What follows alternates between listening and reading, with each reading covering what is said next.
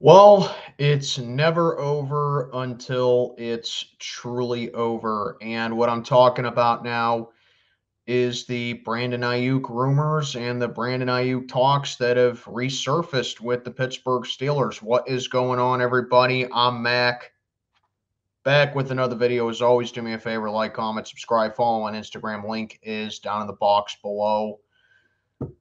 I don't remember how long it's been since I made my video about the Brandon Aiyuk talks for the Steelers, but I do remember saying that I was kind of up in the air of the Steelers landing him because for one thing we truly do need a number one receiver. And I think Brandon Aiyuk is definitely that type of receiver. But on the other hand, the 49ers, I mean, they're just asking way too much from us. I mean, the initial one was that they wanted a second and a third for next year's draft and Calvin Austin the third. And me, I was like, that's too much. Omar Khan isn't really going to risk futures like that. And, when you're a franchise like the Steelers, stability and keeping your futures is vital to you. So I really don't know if Omar Khan would make a trade like that. But then it kind of hit me to where, like, if he wanted to make that trade and wanted to go after Brandon Aiyuk, I trust Omar Khan with that. But if it's not worth the asking price, then he's not going to do it. And that's what happened with us for a little bit. Granted, Brandon Aiyuk said that the Steelers were a target of his, but then the Steelers kind of pulled away from it. But the facts kind of remain that the 49ers have been in agreement with the Browns and the Patriots on trade compensation, and he still hasn't been traded.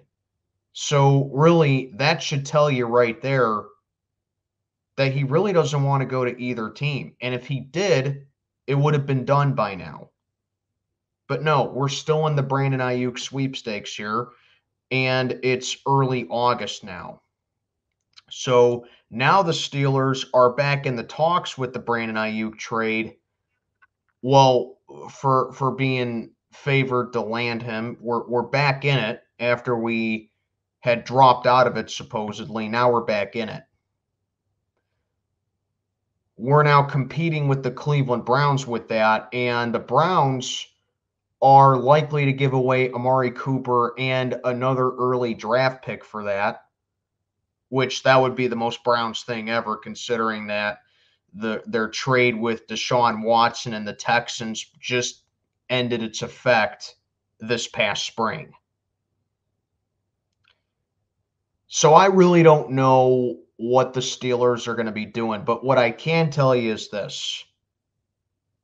Unless the 49ers, unless two things happen with this.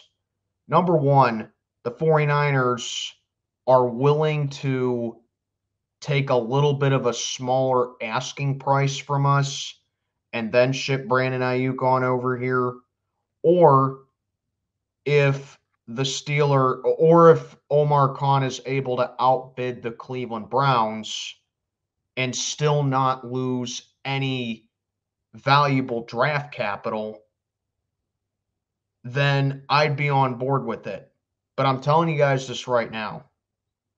I'm not on board with it if it means sacrificing high value draft picks that the 49ers want. I'm not on board with it. Okay? Because like it or not, draft picks matter. And to be a sustainable organization and to look out for your future, you got to be able to draft well. And you got to have the picks too. Why has everyone been crucifying the Broncos for the Russell Wilson trade? Or when the Seahawks traded Russell Wilson on over to Denver and they got all those draft picks because Denver mortgaged their future.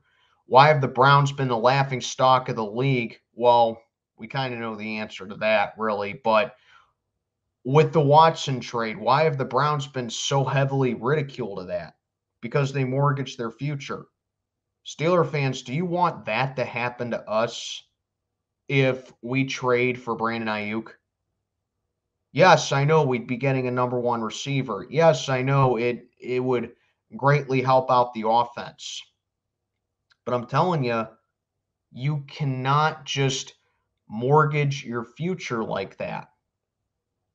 All for a guy who probably won't even be here long term, depending on what San Francisco wants. To me, it's just simply not worth it. I would rather just draft a receiver next year if we really truly need that number one receiver. I mean, the worst case scenario for me personally is that George Pickens just shows, hey, he's not a number one receiver. Okay, this is truly his opportunity to do it. And like I said, worst case scenario, he just shows he's not a number one receiver. Okay, then you go for a receiver next year in the draft. That's just my take on it, though. Let me know what you think down in the comments below. I'm Mac, checking on out for the day. Have a good one, everybody.